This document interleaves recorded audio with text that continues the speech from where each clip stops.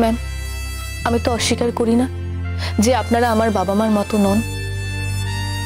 আমি তো আপনাদের সেই সম্মানই দিই, সেই সম্মানই করি, কিন্তু তারপরেও তো আমার একটা ইচ্ছে অনিচ্ছে থাকতে পারে, তাই না? তোমার দিদি জানে? আমি কাউকেই জানাতে চাইছি না স্যার।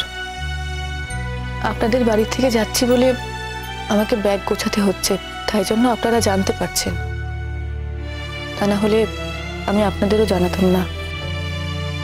আচ্ছা, তোমার কাছে কি আমাদের এইটুকু পাওনা হয় না যে তুমি কোথায় যাচ্ছ সেটা আমরা জানতে পারি? আচ্ছা, আমরা না হয় শঙ্করকে জানাবো না।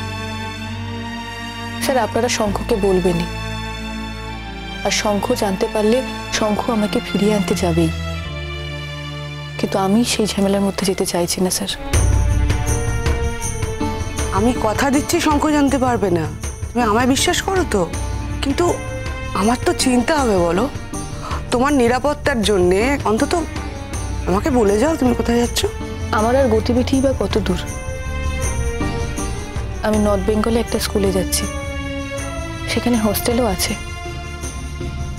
কোন স্কুল? কোন স্কুল সেটা আমাকে আর জিজ্ঞেস করবেন না ম্যাম। তাহলে আমাদের আর কি জানা হলো? আমরা তো কিছুই জানতে পারলাম না। North point school sir. কিন্তু আমি যে আমার চাকরি ছেড়ে এখানে আর আসবো না, এটা আমি আপনাদের বলে দিলাম। ও যেন ওখানে আর না যায়। ও ওখানে যাবে কি যাবে না সেটা তো আমাদের সিদ্ধান্তের উপর নির্ভর করে না। আমি তো ওকে জানিয়ে যাচ্ছি না, জানাতে চাইছিও না। এইটুকু সম্মান আশা করি আপনারা আমাকে দেবেন, এইটুকু বিশ্বাসের মর্যাদা নিশ্চয়ই আপনারা আমাকে দেবেন। আপনারা প্লিজ বলবেন না ওকে যে আমি কোথায় যাচ্ছি। ঠিক আছে, তুমি যদি তাই মনে করো তাই হবে। তো কথা দিলাম তোমায়, আমার ছেলে জানতে পারবে না।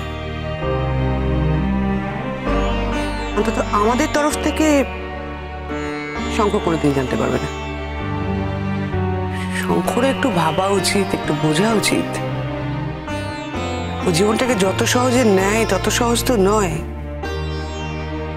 সেটাও জানেও। কিন্তু যথেষ্ট বয়স হয়েছে, দুমদাম যাকে খুশি অপমান করে দিচ্ছে, অসম্মান করে দিচ্ছে, ঠিক না। সামান্য একটা বিষয়কে তুমি আবার কোথায় টেনে নিয়ে যাচ্ছ? দেখো, সেই তো ওই মেয়েটারই বাড়িতে আছে। ও দিন রাত পরিষেবা যত্ন করে যাচ্ছে। অন্য কোনো মেয়ে কিন্তু এটা অ্যালাউ করতো না। মোহর বলে ওর সামনেই বলছি, ওর মনটা অনেক বড়, তাই। মোহর ছাড়া অন্য যে কোনো মেয়ে পৃথিবীতে এরকম ঘটনা ঘটলে সবকিছু জানার পরেও কিন্তু শঙ্কর জীবনটা তছনছি করে দিত। না, ও কি বুঝিনি নাকি? না, একবার তো স্ট্রেসের পাল্লায় পড়েছিল। এখন না স্ট্রেসটা ভালো হয়ে গেছে, কিন্তু ওর কোনো গতি করতে ছাড়েনি স্ট্রেসটা একটা সময়। আর একটা কথা বলো তো আমাকে, ও যদি উর্মির সাথে এতই গাঢ় বন্ধুত্ব থাকে তাহলে সে কথা আমাদের বলেনি কেন এতদিন? প্লিজ স্যার, থাক না এসব কথা। তবে আমার না সত্যি মেয়েটার জন্য খুব কষ্ট হয়। মেয়েটার তো আর বেশি দিন আয়ু নেই। তবে আমি এইটুকু চেষ্টা করেছিলাম যাতে মেয়েটার আয়ু আর কদিন বাড়ানো যায়। আমি যে দেবতার ভক্ত, তার কাছে উর্মিদির নামে পুজো দিতে গিয়েছিলাম যাতে ও ভালো থাকে, একটা বিশ্বাস থেকে গেছিলাম। আর এটাও সত্যি যে উর্মিদি ভালো থাকলে শঙ্খ ভালো থাকবে। তুমি অন্য কিছু মিন করছে? না ম্যাম, ওদের নিখাত বন্ধুত্ব, আমি অন্য কিছু মিল করছি না। আমি যদি ওর চোখে অন্য কিছু দেখতাম তাহলে আমি ওদের মাঝখানে যেতাম না, ওদেরকে ডিস্টার্ব করতাম না। আমি অন্য কিছু দেখিনি বলে আমি ওকে বাড়িতে রেখেছি। আমি ওকে অবিশ্বাস করেছিলাম, আমি সেই জন্য ক্ষমাও চেয়েছি, আর সেই জন্যই আমি ওদের বাড়িতে রেখেছি। কিন্তু আমার স্বামী আমাকে বলেছে আমাকে প্রায়শ্চিত্ত করতে আমার কৃতকর্মের জন্য। আমার স্বামী যখন আমাকে আদেশ দিয়েছে, সেই আদেশ আমার কাছে শিরোধার্য।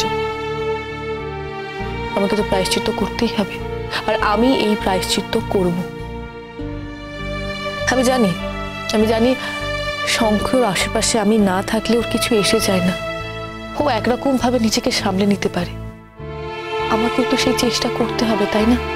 আমাকেও তো পারতে হবে, আর সেটা পারার জন্য আমাকে এখান থেকে বেরোতে হবে। আমাকে সেটার জন্য কদিন অন্য কোথাও গিয়ে থাকতেই হবে। আমাকে বুঝতে হবে যে শঙ্খ ছাড়াও আমার জীবন চলে, শঙ্খ ছাড়াও আমি জীবনে চলতে পারবো। আর যেদিন আমি এটা বুঝতে পারবো যে শঙ্খ ছাড়াও আমার জীবন চলে, সেদিন আমি আপনাদের কাছে আবার আসবো ম্যাম, আবার আসবো। তখন ফিরে এসে কি লাভ? এই সময়টা চলে যাবে, ততদিনে তোমার কাছে ওর কোনো দাম থাকবে না। হ্যাঁ ম্যাম, এটাই আমার প্রায়শ্চিত্ত হবে, এটাই আমার সাধনা। সাধনা? এই সাধনার জন্য তোমরা পরস্পরকে ভালোবেসেছিলে, এই সাধনাটাই তোমরা চেয়েছিলে? না স্যার, কেউই তা চায় না।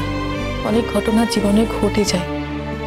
আপনি আর ম্যাম যখন সম্পর্কে ছিলেন তখন কি আপনারা এরকম কিছু চেয়েছিলেন? আপনাদের জীবনেও এরকম একটা ঘটনা ঘটে গেছে, একটা অনন্ত বিচ্ছেদ। আমি আগেও বলেছি মোহর, আমাদের জীবনে যা ঘটেছে সেই একই জিনিস তোমাদের জীবনে যেন না ঘটে, বারবার সেই চেষ্টা করেছি, এখনো করছি, তোমাদের আটকাতে চাইছি। বোঝার চেষ্টা করো, একই ঘটনা আবার ঘটতে চলেছে। আর তার যে কি কষ্ট সেটা একমাত্র আমরাই জানি। দুটো মানুষ দু প্রান্তে থেকে সারাটা জীবন আমরা যে কষ্ট পেয়েছি, ছেলেটা সাফার করেছে, আর তাই জন্য একটু অন্য ধরনের ছেলে তৈরি হয়েছে, একটু ডিফিকাল্ট টাইপের চরিত্র হয়েছে, আর পাঁচটা সাধারণ ছেলের মতো হয়নি। মানছি আমাদেরই দোষ ছিল, আমি অদিতিকে মিন করছি না, এবং আমার বাড়ির লোকেদেরও দোষ ছিল। তার জন্য শঙ্কর আজকে এই অবস্থা।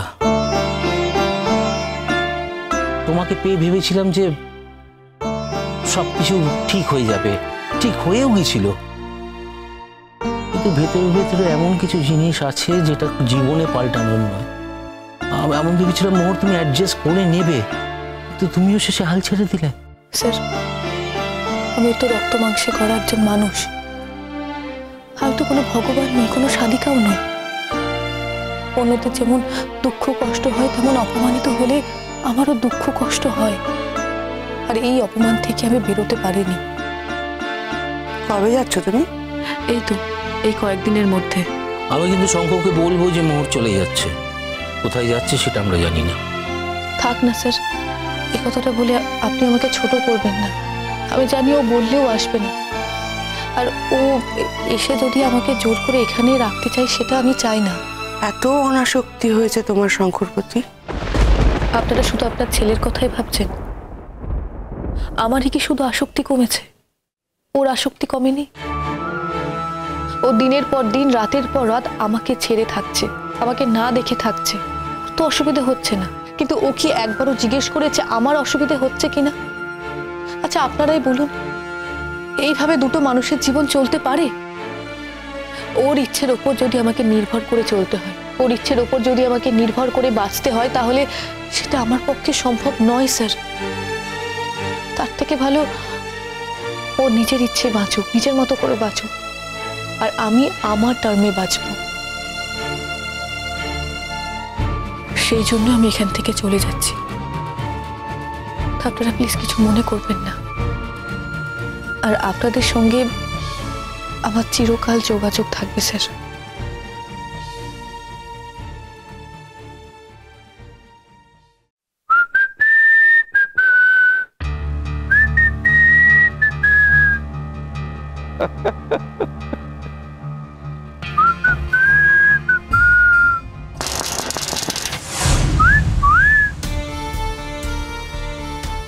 কে? দরজাটা খুলুন।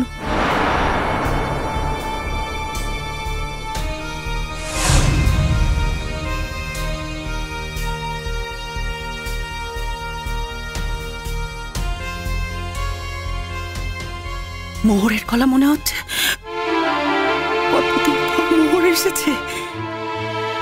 পারছি না মোহর, আমি তো আর এইভাবে পারছি না। আমি ভেবেছিলাম আমি পরাকে ছেড়ে থাকতে পারবো, কিন্তু আমি পারবো না। আমি পারবো না, আমি পরাগকে ছেড়ে থাকতে পারবো না।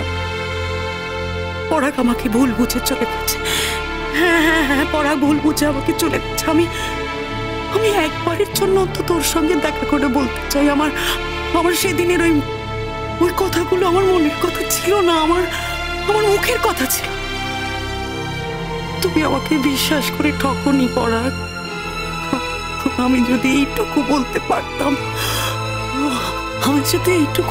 পারতাম, তাহলে আমি একটু শান্তি পেতাম আমি।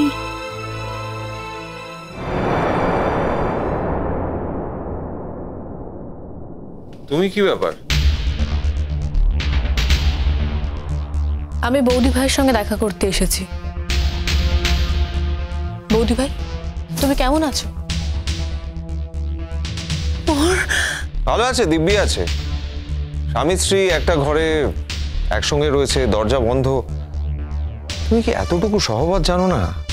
লক করছো দরজা, আশ্চর্য।